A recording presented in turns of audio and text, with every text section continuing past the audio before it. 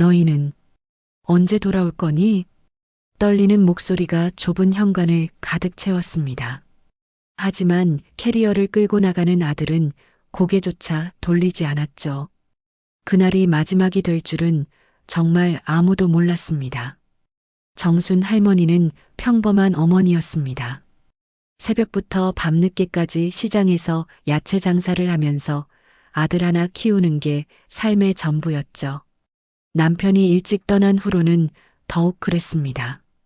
아들이 좋은 대학 가고 좋은 직장 다니고 예쁜 아가씨 만나 결혼하는 걸 보면서 그 모든 고생이 보상받는 기분이었거든요. 어머니, 국 더 드실래요? 아니야, 배불러.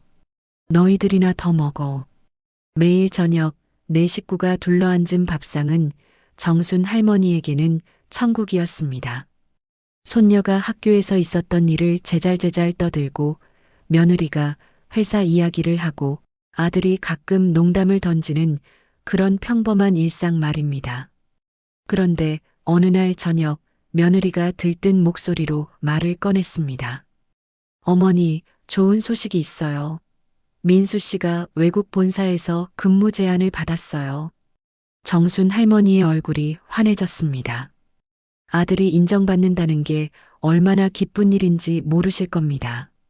평생 뒷바라지한 보람이 있구나 싶었죠. 어머, 정말 우리 아들 장하네. 축하해야지. 하지만 기쁨도 잠시, 며느리의 다음 말에 정순 할머니는 숨이 멎는 듯 했습니다. 근데 어머니, 처음에는 저희만 가서 자리를 잡아야 할 것 같아요. 그 처음에는이라는 말이 왜 그렇게 불길하게 들렸을까요? 정순 할머니는 억지로 웃으며 고개를 끄덕였습니다. 그래, 그래야지. 나야 여기 있으면 되지. 하지만 아들의 표정이 심상치 않았습니다. 뭔가 더 할 말이 있는 듯한데 입을 떼지 못하고 있었죠. 며느리가 아들을 툭 치며 눈짓을 보냈습니다. 어머니, 사실은요. 아들이 드디어 입을 열었습니다. 그런데 말을 이어가지 못하고 자꾸 시선을 피했죠. 정순 할머니의 가슴이 쿵쾅거리기 시작했습니다. 무슨 말을 하려는 건지 대충 짐작이 갔거든요. 우리가 자리 잡는 동안만 어머니가 좀 다른 곳에 계시면 어떨까 해서요. 다른 곳이라니. 그게 무슨 말인지 정순 할머니도 알았습니다. 요양원을 말하는 거였죠. 평생을 아들 위해 살아온 어머니에게 요양원 이야기를 꺼내는 아들의 마음이 어땠을까요? 아니, 그보다 그 말을 듣는 어머니의 마음은 또 어땠을까요? 그래, 너희가 고생할까봐. 정순 할머니는 떨리는 목소리를 겨우 추스르며 말했습니다. 눈물이 날 것 같아서 고개를 들 수가 없었어요. 손녀가 할머니 손을 꼭 잡았지만 그 따뜻함도 위로가 되지 못했습니다. 그날 밤 정순 할머니는 한숨도 자지 못했습니다. 천장을 보며 생각했죠. 내가 정말 짐이 된 걸까? 내가 없으면 아들이 더 잘 살 수 있는 걸까? 평생을 바쳐 키운 자식에게 버려지는 기분이 이런 거구나. 하지만 또 한편으로는 아들을 이해하고 싶었습니다. 외국 생활이 쉽지 않을 테니까. 나까지 데려가면 더 힘들 테니까. 며칠 후 아들 내외는 정순 할머니를 설득하기 시작했습니다. 어머니, 좋은 요양원 알아봤어요. 시설도 좋고 프로그램도 많대요. 금방 돌아올 거예요. 길어야 1년이에요. 매달 용돈도 넉넉히 보내드릴게요. 정순 할머니는 결국 고개를 끄덕였습니다. 자식이 원한다면, 자식이 그게 최선이라고 생각한다면 따라야죠. 그게 부모 마음이니까요. 요양원에 들어가던 날을 잊을 수가 없습니다. 아들이 운전하는 차 안은 침묵으로 가득했죠. 며느리는 계속 핸드폰만 보고 있었고 손녀는 할머니 손을 꼭 잡은 채 울먹이고 있었습니다. 정순 할머니는 차창 밖으로 스쳐 지나가는 풍경을 멍하니 바라봤어요. 평생 살아온 동네가 점점 멀어지고 있었습니다. 할머니, 우리 금방 올게요. 약속해요. 손녀의 목소리가 떨렸습니다. 정순 할머니는 억지로 웃으며 손녀의 머리를 쓰다듬었죠. 그래, 우리 유나 공부 열심히 해야 해. 요양원은 생각보다 깨끗했습니다. 하지만 아무리 좋은 시설이라도 집은 아니었죠. 낯선 냄새, 낯선 사람들, 낯선 일상. 모든 게 낯설었습니다. 어머니, 여기 제 번호예요. 언제든 연락하세요. 아들이 종이에 번호를 적어주며 말했습니다. 정순 할머니는 그 종이를 가슴에 품었죠. 이게 아들과 연결된 유일한 끈이었으니까요. 엄마, 미안해요. 정말 미안해요. 떠나기 직전 아들이 갑자기 엄마를 꽉 안았습니다. 그 순간 정순 할머니는 울컥했지만 참았어요. 아들 앞에서 울면 아들이 더 마음 아플까 봐서요. 가라. 잘 다녀와. 엄마는 괜찮아. 그렇게 아들 가족은 떠났습니다. 정순 할머니는 요양원 창문에서 멀어지는 차를 한참 동안 바라봤죠. 다시 돌아올 거라고, 금방 데리러 올 거라고 믿으면서요. 처음 며칠은 그래도 괜찮았습니다. 아들이 매일 전화했거든요. 엄마, 잘 지내? 밥은 잘 먹고? 그래, 잘 먹어. 너희는 잘 도착했니? 응, 잘 왔어. 여기 정신없지만 빨리 적응해 볼게. 하지만 시간이 지날수록 전화는 뜸해졌습니다. 매일 하던 전화가 이틀에 한 번이 되고 일주일에 한 번이 되고 급기야 한 달에 한 번도 하기 힘들어졌죠. 전화가 비싸서 그런가 봐요. 국제 전화니까. 정순 할머니는 스스로를 위로했습니다. 하지만 어느 날 청천벽력 같은 소식을 들었습니다. 정순 할머님, 이번 달 요양비가 입금이 안 됐네요. 요양원 직원의 말에 정순 할머니는 당황했습니다. 아들이 까먹었나 싶어서 전화를 걸었죠. 그런데 고객님이 전화를 받을 수 없습니다. 번호가 없어진 겁니다. 정순 할머니는 떨리는 손으로 며느리 번호도 눌러봤지만 마찬가지였어요. 설마 하는 마음에 다시 걸고 또 걸었지만 소용없었습니다. 아니야, 우리 민수가 그럴 리 없어. 무슨 사정이 있겠지. 정순 할머니는 애써 부정했습니다. 하지만 요양원 원장이 찾아와 한 말은 정순 할머니를 완전히 무너뜨렸죠. 할머니, 아드님이 이민 신청을 하신 것 같아요. 영주권 받으시고 아예 정착하신대요. 이민. 그 말이 가슴에 대못처럼 박혔습니다. 잠깐이라더니 금방 온다더니 아예 이민이라니요. 그리고 할머니를 보호자에서 제외하는 서류를 보내왔어요.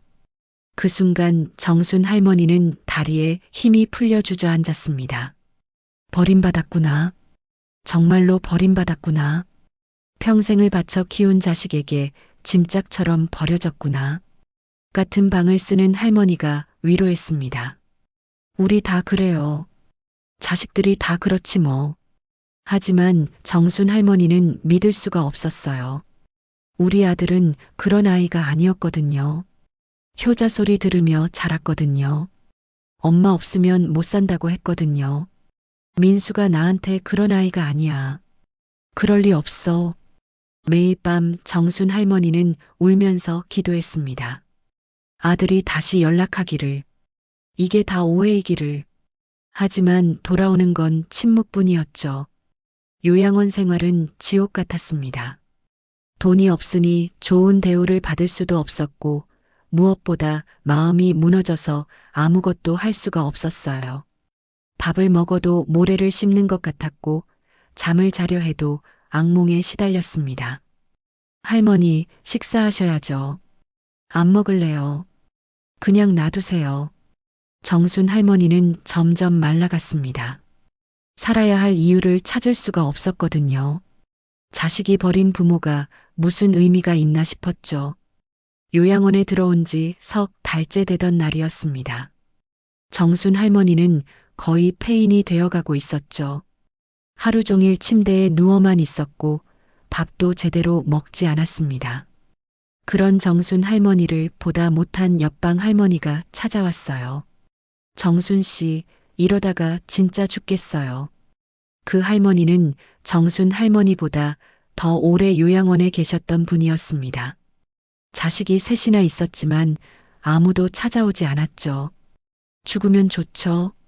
이렇게 사느니. 정순 할머니의 목소리는 생기가 없었습니다. 그때 그 할머니가 정순 할머니의 손을 꽉 잡으며 말했어요. 우린 버려진 게 아니야. 살아있는 한 아직 갈 길이 있지. 그 말이 왜 그렇게 가슴에 와닿았는지 모르겠습니다. 정순 할머니는 그 할머니를 바라봤죠. 주름진 얼굴에 미소를 띠고 있는 그 할머니가 참 강해 보였습니다. 나도 처음엔 죽고 싶었어요. 근데 생각해보니까 내가 죽으면 자식들이 좋아하겠더라고. 보험금도 타고 재산도 차지하고 그래서 살기로 했어요. 끝까지 살아서 내 삶을 살기로. 그 말에 정순 할머니는 뭔가 깨달음을 얻었습니다. 맞아요. 이대로 죽으면 정말 아들의 뜻대로 되는 거예요. 버려진 어미가 알아서 사라져주는 거죠. 그래, 나 아직 끝난 거 아니야. 정순 할머니는 침대에서 일어났습니다. 다리에 힘이 없어서 휘청거렸지만 그래도 일어섰어요. 그리고 결심했죠. 다시 살아보기로. 나를 위해서 살아보기로. 그날부터 정순 할머니는 달라졌습니다. 요양원을 나가기로 마음먹었거든요. 하지만 갈 곳이 없었죠. 집은 이미 아들이 처분했을 테고 돈도 없었습니다. 일자리를 구해야 해. 정순 할머니는 요양원 직원에게 부탁했습니다. 선생님, 저 일자리 좀 구할 수 있을까요? 할머니가요? 연세가 뭐든 할 수 있어요. 청소든 설거지든. 직원은 난감해했지만 정순 할머니의 간절한 눈빛에 결국 도와주기로 했죠. 시장에 청소 일자리가 있다는데 새벽 일이라 힘드실 거예요. 괜찮아요. 저 원래 시장에서 장사했어요. 그렇게 정순 할머니는 요양원을 나왔습니다. 작은 고시원을 얻고 새벽마다 시장 청소를 시작했죠. 몸은 힘들었지만 마음은 오히려 편했습니다. 스스로 번 돈으로 사는 게 이렇게 떳떳한 일인지 새삼 깨달았어요. 일을 마치고 돌아온 저녁, 정순 할머니는 편지를 쓰기 시작했습니다. 받을 사람은 손녀였죠. 우리 유나에게. 할머니야, 잘 지내니? 할머니는 잘 지내고 있단다. 주소도 모르는 편지였지만 정순 할머니는 매일 썼습니다. 언젠가는 전해질 거라는 희망을 품고요. 유나야, 할머니가 많이 보고 싶구나. 내가 좋아하던 떡볶이 가게는 아직도 있단다. 쓰다가 울고 울다가 쓰고 그렇게 하루하루를 보냈습니다. 시장 사람들은 정순 할머니를 알아봤어요. 어머, 정순 씨 아니에요? 어떻게 청소를? 그냥요. 운동 삼아 하는 거예요. 자존심이 상했지만 어쩔 수 없었죠. 살아야 했으니까요. 그런데 이상한 일이 일어났습니다. 정순 할머니가 일하는 모습을 본 시장 상인들이 하나둘 도와주기 시작한 거예요. 정순 씨, 이거 팔다 남은 건데 드세요. 우리 가게 앞은 제가 할게요. 할머니는 쉬세요. 정이라는 게 이런 거구나. 정순 할머니는 새삼 사람들의 따뜻함에 눈물이 났습니다. 자식은 버렸지만 세상은 버리지 않았구나. 한 달, 두 달 시간이 흘렀습니다. 정순 할머니는 조금씩 기운을 차렸어요.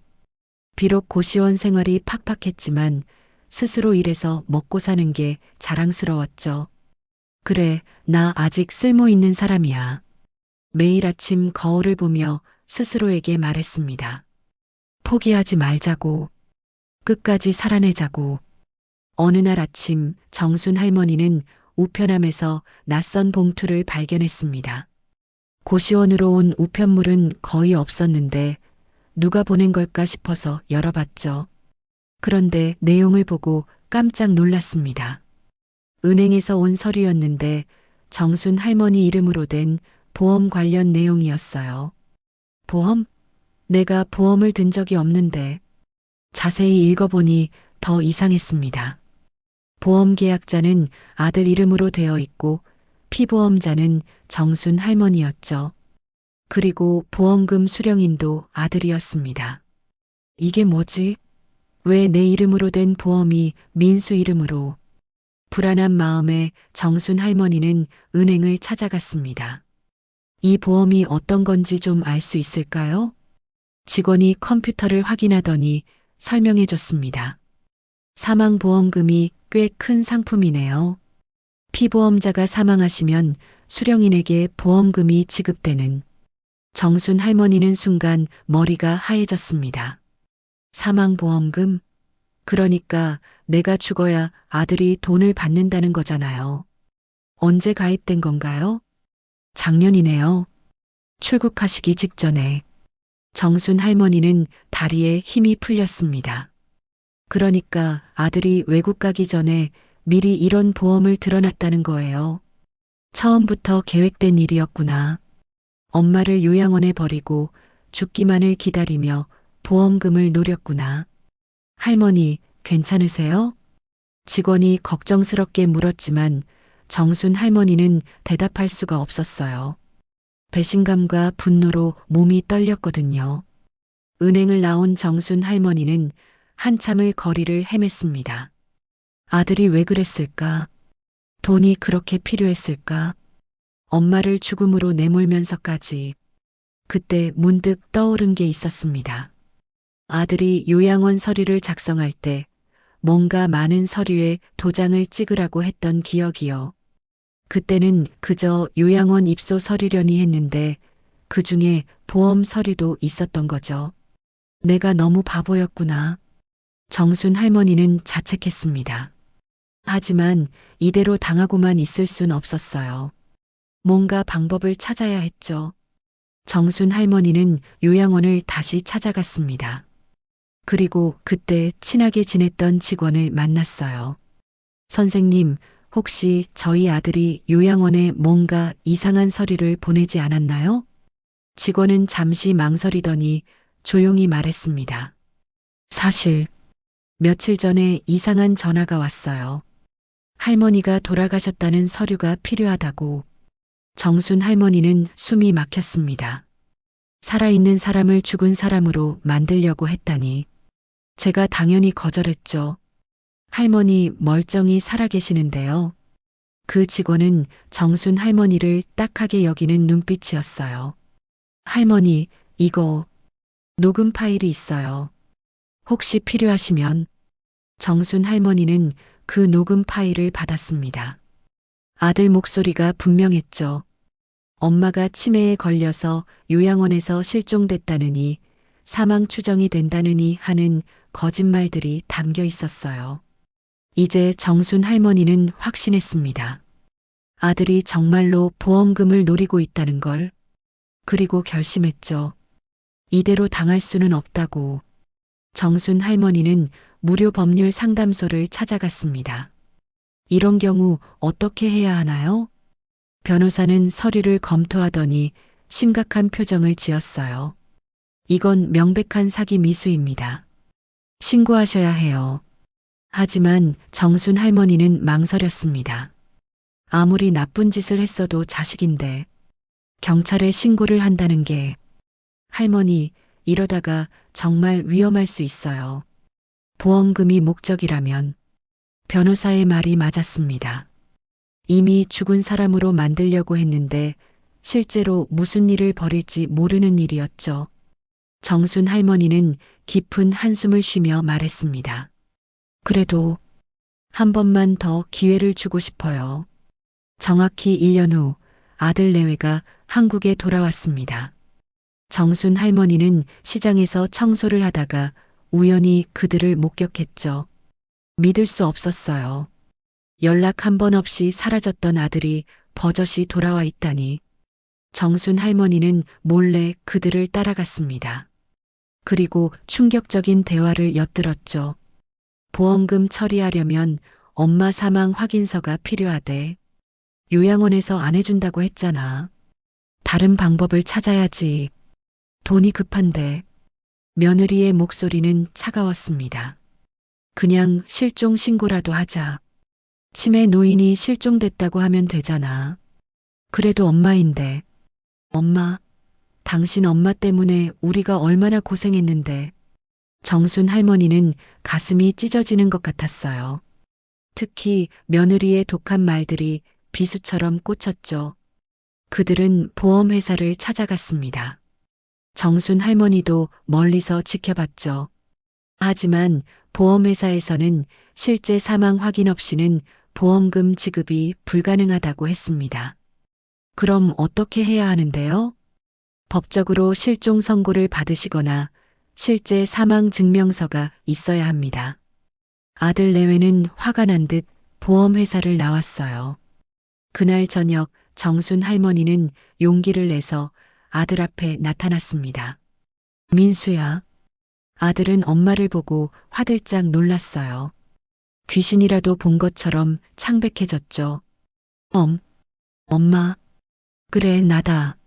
내 엄마. 며느리도 놀란 표정이었지만 곧 차가운 얼굴로 변했습니다.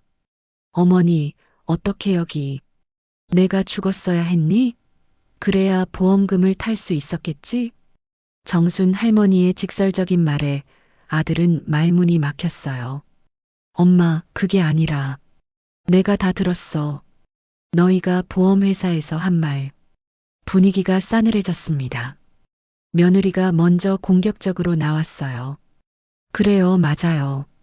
우리 보험금 필요해요. 어머니가 계시는 동안 우리가 얼마나 힘들었는지 아세요? 내가 뭘 그렇게 잘못했니? 정순 할머니의 목소리가 떨렸습니다. 잘못이요? 존재 자체가 짐이었어요. 우리의 학원비도 제대로 못 보내고 맨날 어머니 병원비에 생활비에. 우리도 살고 싶었어요. 며느리의 독설에 정순 할머니는 말을 잇지 못했어요. 그때 아들이 며느리를 말렸습니다. 그만해. 엄마한테 그런 식으로 말하지 마. 왜? 사실인데?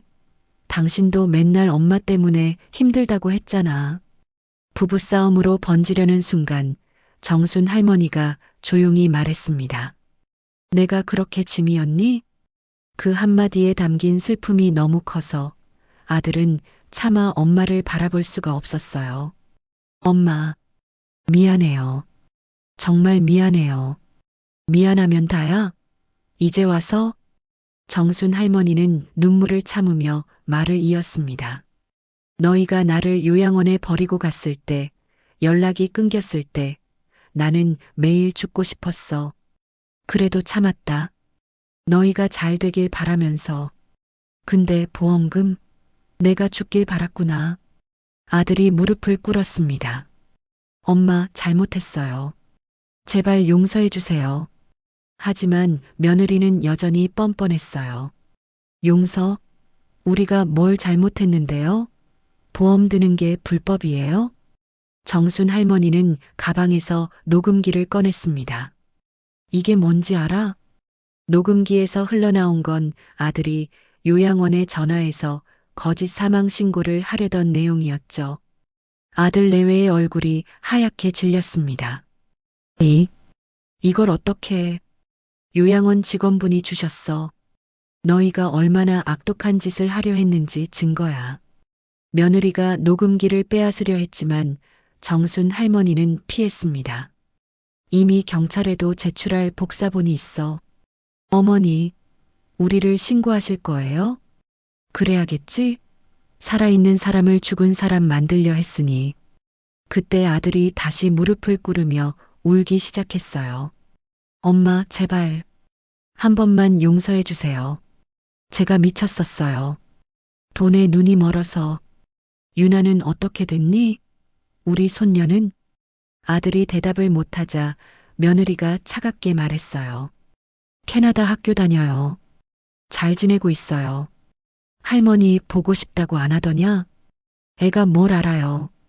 금방 잊었어요. 그 말에 정순 할머니는 가슴이 무너졌습니다. 손녀마저 자신을 잊었다니. 정순 할머니는 핸드폰을 꺼내 들었어요. 지금 경찰에 신고할 거야. 엄마, 제발. 아들이 매달렸지만 정순 할머니는 단호했습니다.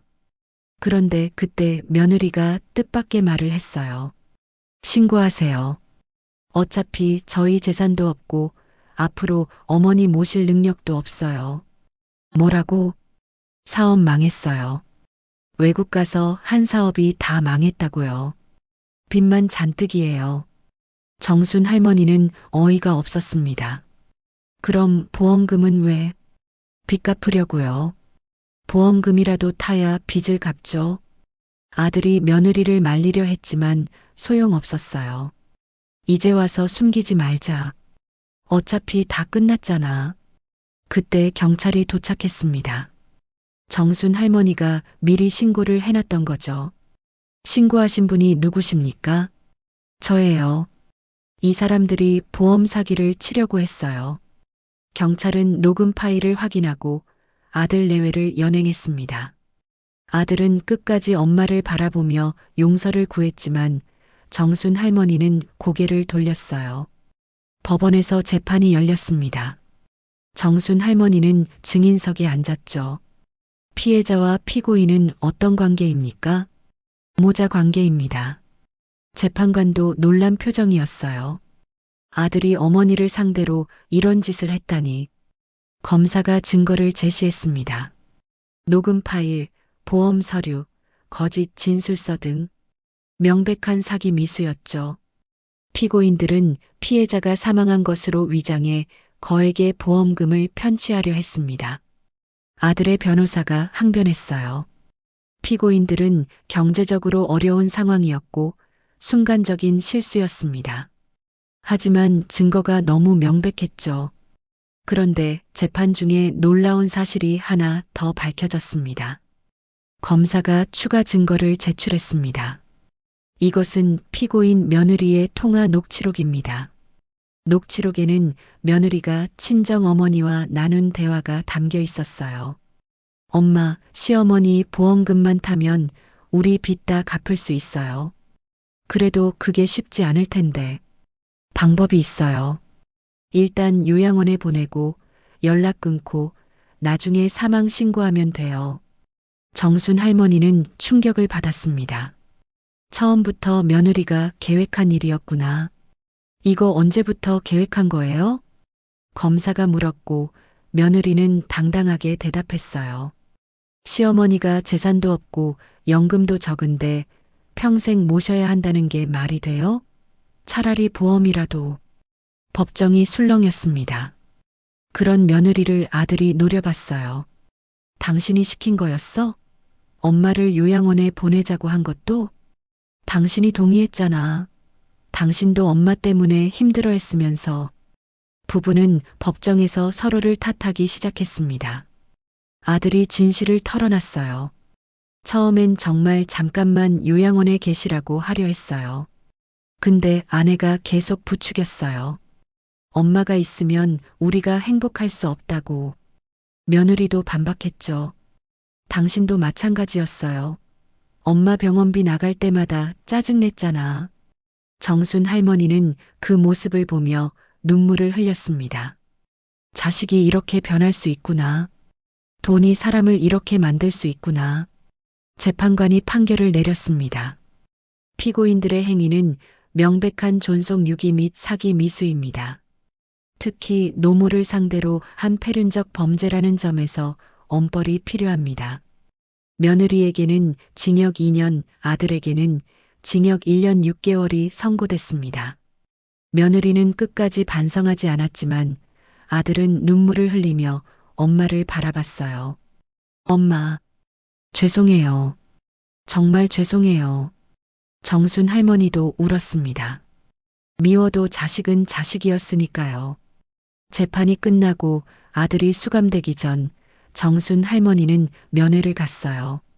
민수야, 엄마, 왜 오셨어요? 저 같은 놈은 볼 가치도 없는데.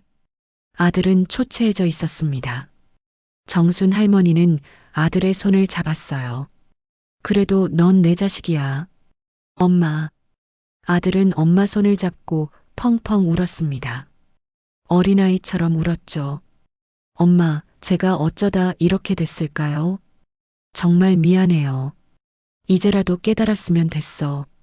정순 할머니는 아들의 머리를 쓰다듬었어요. 유나한테 부끄럽지 않은 아빠가 되라. 엄마. 지연이가 유나를 데리고 친정으로 갔어요. 이혼하겠대요. 정순 할머니는 놀랐지만 한편으론 당연한 결과라 생각했죠. 감옥에서 나오면 새 사람 되어라. 엄마는 너를 용서할게. 아들은 엄마의 용서에 또다시 눈물을 쏟았습니다. 엄마, 나 유나한테 부끄럽지 않게 살게요. 정말로요. 몇 년이 흘렀습니다. 정순 할머니는 여전히 시장 근처 작은 집에서 살고 있었어요. 더 이상 청소 일은 하지 않았지만 시장 사람들과 정을 나누며 평화롭게 지냈죠. 어느 날 누군가 문을 두드렸습니다. 할머니. 문을 열자 훌쩍 큰 유나가 서 있었어요. 이제 중학생이 된 손녀였죠. 유나야, 어떡해. 엄마랑 이혼하고 아빠가 주소 알려줬어요. 할머니 보고 싶었어요. 정순 할머니는 손녀를 꼭 안았습니다. 얼마나 보고 싶었는지. 할머니, 이제 할머니랑 살래요. 엄마는 재혼했는데 새아빠가 싫어요. 유나의 말에 정순 할머니는 가슴이 아팠어요. 이 아이도 상처를 많이 받았구나. 그래, 우리 유나. 할머니랑 살자. 유나는 할머니가 쓴 편지 묶음을 꺼냈어요. 아빠가 이거 주라고 했어요. 할머니가 저한테 쓴 편지래요. 정순 할머니는 놀랐습니다. 받을 주소도 모르고 쓴 편지들을 아들이 간직하고 있었다니. 아빠가요, 감옥에서 매일 울었대요. 할머니한테 너무 죄송하다고. 유나가 말을 이었어요. 아빠, 이제 1년 뒤면 나온대요. 그때까지 할머니가 저 좀 맡아주세요. 정순 할머니는 손녀의 손을 꼭 잡았습니다. 그럼 당연하지. 넌 할머니의 보물인걸. 둘은 손잡고 시장으로 나갔어요. 정순 할머니는 손녀가 좋아하던 떡볶이를 사줬죠. 할머니, 맛있어요. 천천히 먹어. 앞으로 매일 사줄게. 노을이 지는 시장 거리를 걸으며 정순 할머니는 생각했습니다. 사람은 버려질 수 있어도 사랑은 버려지지 않더라. 손녀가 할머니 팔짱을 꼈어요. 할머니 사랑해요. 할머니도 우리 유나 사랑해. 시장 사람들이 정순 할머니와 손녀를 보며 미소 지었습니다. 할머니에게도 드디어 행복이 찾아온 것 같았으니까요. 1년 후 아들이 출소했습니다. 많이 야위었지만 눈빛은 맑아져 있었어요. 엄마, 어서 와. 밥 먹자. 정순 할머니는 아들이 좋아하는 된장찌개를 끓였어요. 세 식구가 둘러앉은 밥상. 예전과는 다르지만 그래도 가족이었습니다. 엄마, 이제 정말 새 사람 될게요. 그래, 믿는다. 아들은 택배 일을 시작했고 성실하게 살기 시작했어요. 유나도 아빠를 조금씩 용서하기 시작했죠. 정순 할머니는 가끔 생각합니다. 그 아픔이 없었다면 이 평화도 없었을 거라고. 버려졌다 생각했던 자신이 결국 가족을 다시 일으켜 세웠다고. 할머니, 오늘도 일기 쓰세요? 응, 너희들 이야기를 써놓는 거야. 왜요? 훗날 너희가 부모가 됐을 때 읽어보라고. 부모를 버리면 안 된다고. 유나가 고개를 끄덕였어요. 할머니, 저는 절대 그러지 않을 거예요. 정순 할머니는 손녀의 머리를 쓰다듬으며 미소 지었습니다. 여러분, 그 어떤 이유도 부모를 버릴 이유가 되지 않습니다. 부모는 짐이 아니라 뿌리입니다. 뿌리를 잃은 나무는 결코 올바로 설 수 없죠. 오늘 이야기가 마음에 와닿으셨다면 부모님께 안부 전화 한 통 드리는 건 어떨까요? 구독과 좋아요, 댓글은 저에게 큰 힘이 됩니다.